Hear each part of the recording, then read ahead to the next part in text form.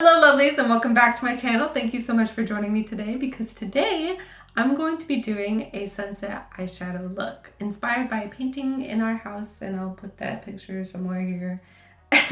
But anyway, if you would like to know how to recreate that look or have some form of background noise, make sure to keep on watching. So first I'm going to start off with my two different foundations, and then I'm going to use a bit of my iconic London illuminator for a glossy little glowy moment.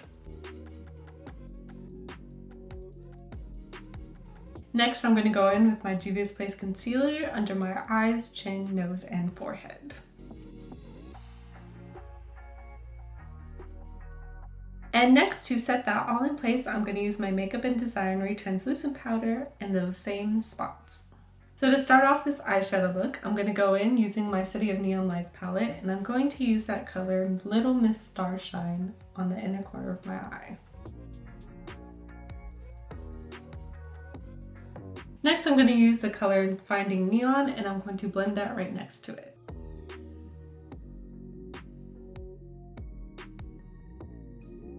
And then I'm going to go in with the color She's All Snatched for the outside.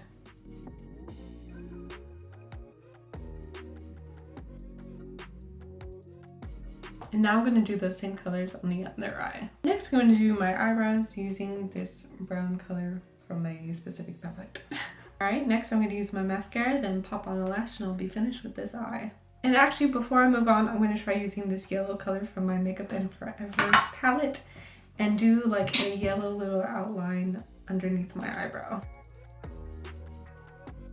Just to create a little illusion of like a yellow highlight of like the sun glistening, I don't know, whatever. Anyway, I'm going to do my other eye off camera, and I'll be right back for the finishing touches and lipstick. Alright, now for those finishing touches, I'm going to use my Makeup and Forever bronzer palette and just go ahead and give myself a bronzing glow.